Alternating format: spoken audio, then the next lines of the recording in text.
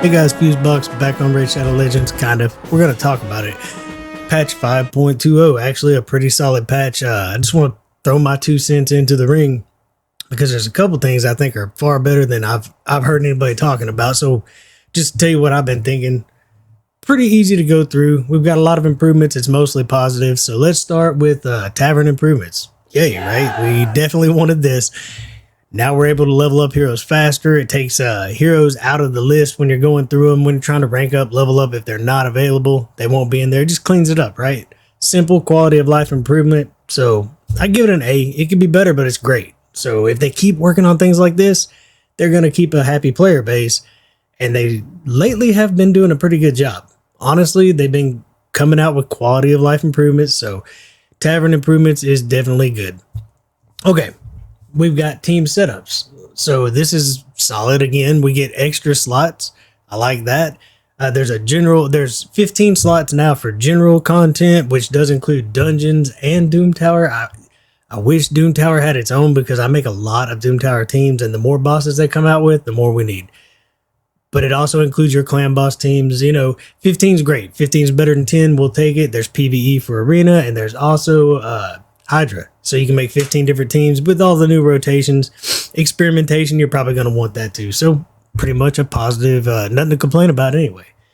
So let's move on to this one, Classic Arena. There's a little bit of a question mark as of now. The wording is pretty poor here. All they said was that if you're at 3,500 points up to 3,800 points, you are now in Gold 5. Okay. Now, on its face, that doesn't mean a thing. That just means if you're already at that marker, you're now in a new tier. That will be great for people like me who can probably earn some more rewards trying to max our Great Hall. And it mentions nothing else. But if they use this to potentially improve getting to Gold 4, if they took heroes, because this doesn't take heroes on its face out of Gold 4. But it definitely leaves the ability to change the algorithms for more difficult opponents in Gold 5 and then start reworking the algorithms so that you're facing more, realistic opponents in Silver 4, Gold 1, Gold 2. I will say that initially I tested a Gold 1 fight, cleared 2 pages with a team it's a Gold 4 team. But that wasn't happening. I can blindly go in and beat people, and that's what probably should be happening with the speeds that I'm running and the heroes I've got on my second account. So I do think that it may have stretched out Arena the way I was hoping. Time will tell. So let's kind of, just cross our fingers and keep our eyes on this. I want to hear back from everybody. Everybody's going to have a different experience. It looks like it's better, and if you're struggling, you might just have to keep improving your teams, but give me feedback. Let's see if it's not improved for everybody. It hasn't been a day yet.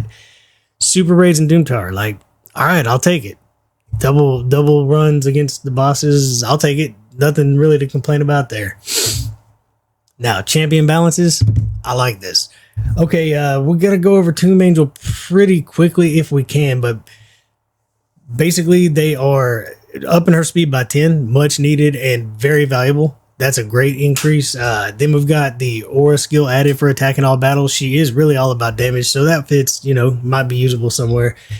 Then this is kind of cool, not removing the hex debuff, so you're going to get the most. She does huge damage, up to 300% increase by getting extra multipliers against hex, and she removes them to get those multipliers. Well, now she won't remove them. So if you're bringing in Ruel Huntmaster, you're putting up hex. If she's cutting in before he gets his big hit, she's doing that huge hit that can literally wipe waves on stage 20 and down.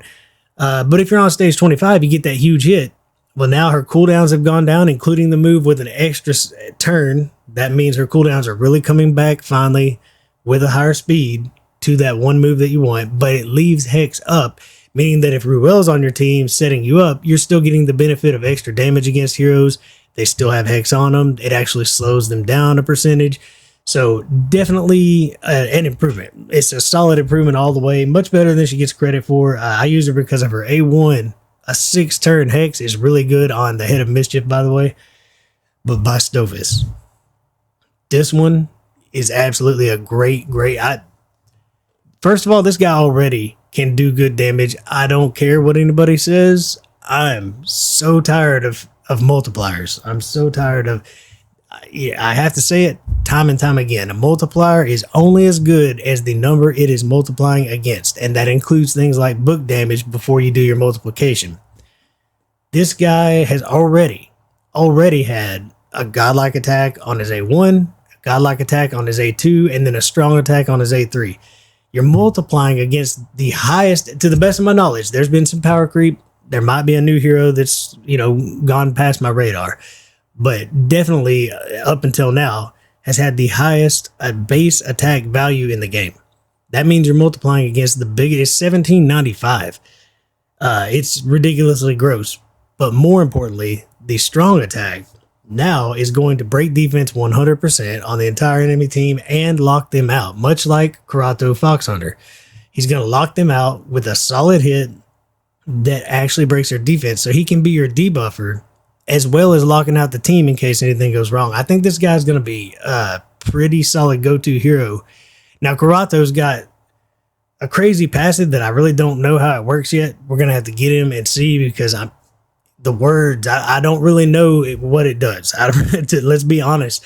I'm not sure that it's going to be as effective as everybody thinks. But if it is, then Corrado's clearly better. If you have Yamiko paired with Corrado, I would take him every day over Bastofus. But if locking out the enemy team was your main goal, Bastofus becomes, and he's done a lot for me in the past. He got me through my faction wars, locking out teams, even with a 75% chance, getting through those Valkyries. He helped me out in Doom Tower, and now he's going to be an amazing addition to the team. So I can't wait to rebuild him and do a guide on him.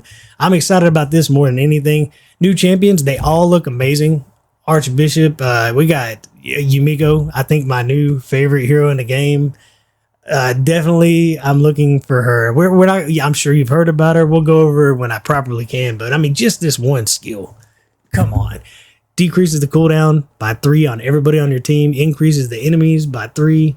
Gross, right? A ridiculous passive. Actually gets good use out of Hex. They need to start. Hex is the most potential that Raid has in improving this game. When it comes to buffing champions, Plarium, you don't even have to change the numbers in their kits. All you got to do, if you're trying to buff a champion that doesn't get play, is give them a passive ability against Hex. Like maybe on their kit, it says that they, basically can't be resisted. They can land their debuff against Hex without being resisted. All of a sudden, you can drop accuracy if you're bringing a Hex champion. This is what's going to get Hex really used in the game.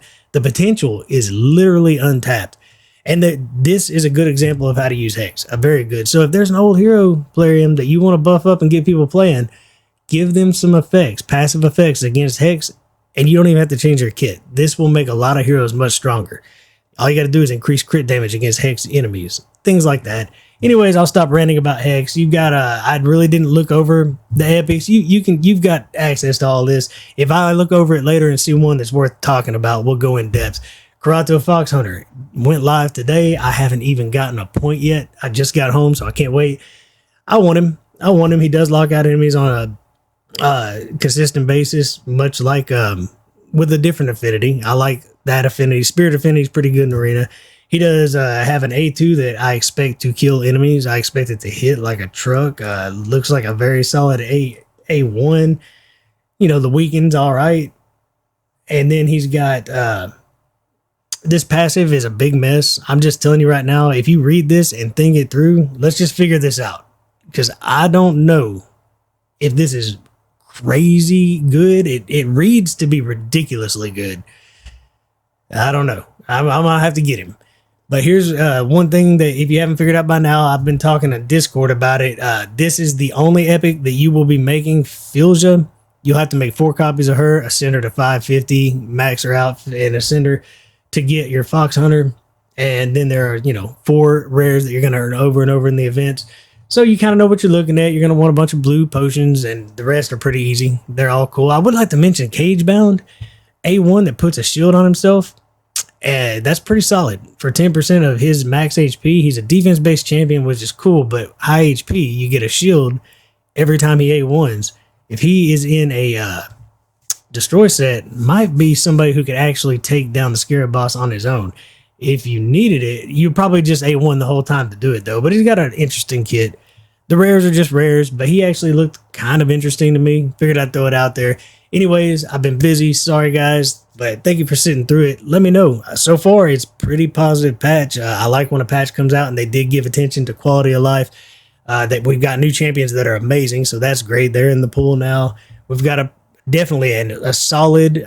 No way would I pass up on this guy, Fox Hunter. So a solid fusion going on. If you ever get Yamiko, he's going to be ridiculous. They're an amazing pair. And you're going to get a lot of use out of him in PvE. Don't underestimate blocking skills and then everything else in his kit added to it. Speaking of, don't underestimate Bystofis, who can do the same thing on a consistent basis now with this buff. And that's it, guys. I just wanted to touch on this patch. Now I got to get to playing the game. Thanks for sitting through it, and until next time, enjoy the grind.